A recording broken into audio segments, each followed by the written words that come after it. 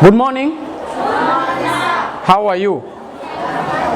Okay, today you want to learn, take out your English books first of all.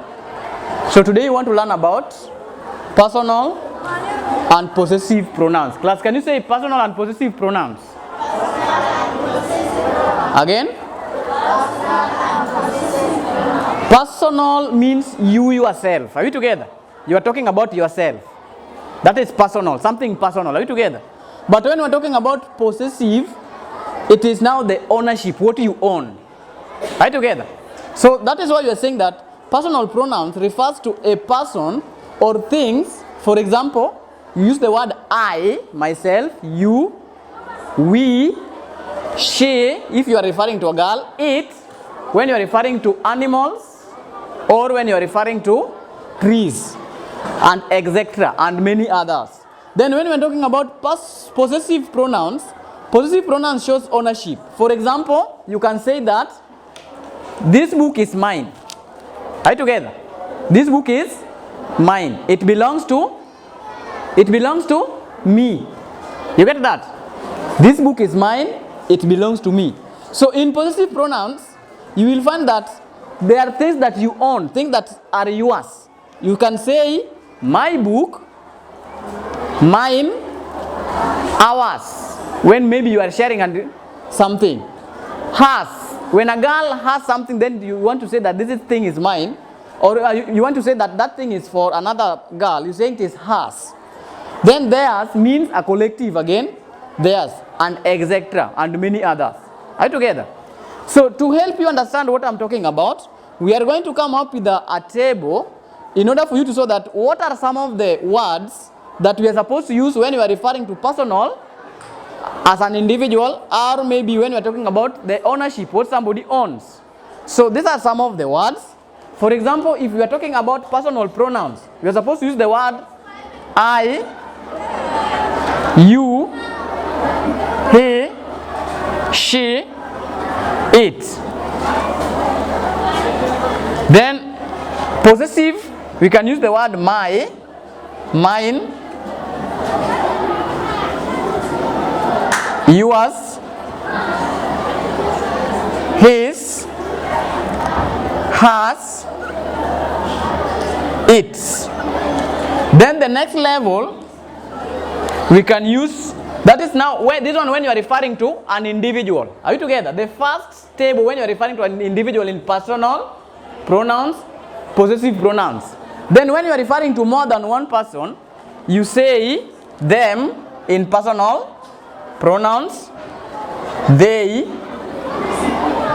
me, or you can use the word you. In possessive pronouns, we use the word like ours, ours, yours,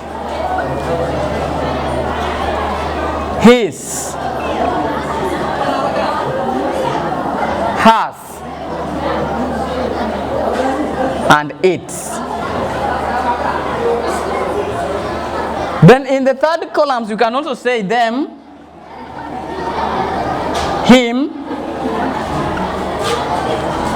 hers, and in possessive you can use their. Now in a sentence structure, for example, I can say that this book is mine in a sentence forms. Now we are using them in a sentence form. We can say that this book is mine. This book is mine. Are we together? Can you say this book is mine? Then I will also say it belongs to me. So the word mine falls under which pronouns? Mine falls under which pronouns? Huh? Mine falls under possessive. Very good. And me falls under what? Under personal. So it means that the person, the owner of the book is me. So that is why I'm saying this book is mine. I own it. That is why you are saying, we come back to here, you say that possessive pronouns show ownership. I own this book. Are we together? Then who owns it? Now the person. We come back to personal pronouns. Me. So we are saying that this book is mine. It belongs to me. This book is mine. It belongs to me. Are we in that? Are we in good direction? In good direction, class? Do you understand what is going on? So I want you to try this one. I want one person to try this so that to realize that you understand what is. That bag is mine. That bag is mine. That bag is mine. That bag is sorry. That bag is Das. It belongs to her. Comma. It belongs to her. Okay, we are referring to a girl or a boy in this case. We are referring to. So what do we say here? What do we put here? Huh? This bag is. This bag is. This bag is.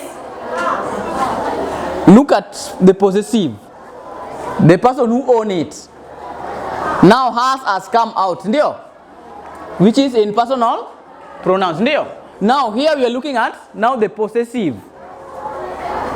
So we know that it is a girl. Are you together? Because her. So we are saying that that bag is hers. You get that? That bag is hers. That bag is hers. It belongs to her. Can you clap for yourself? So that is how, that is all about personal and possessive pronouns. Whenever you're using them in a sentence structure, then you will find that whenever you're using personal pronouns, where you're using personal pronouns, the possessive pronouns must come in. Are you together? If you construct your sentence well. Can somebody try? If I say that Mwangi own that shop. Mwangi is a male name. Are we together? So I'm saying that Mwangi own that shop.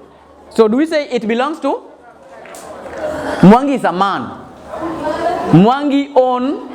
Then what? In other words, what I'm saying, the shop is for Mwangi. Are we together? So we are going to say, can you give now the personal pronouns? What do we say about?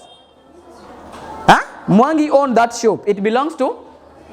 It belongs to him. It belongs to him. It belongs to him.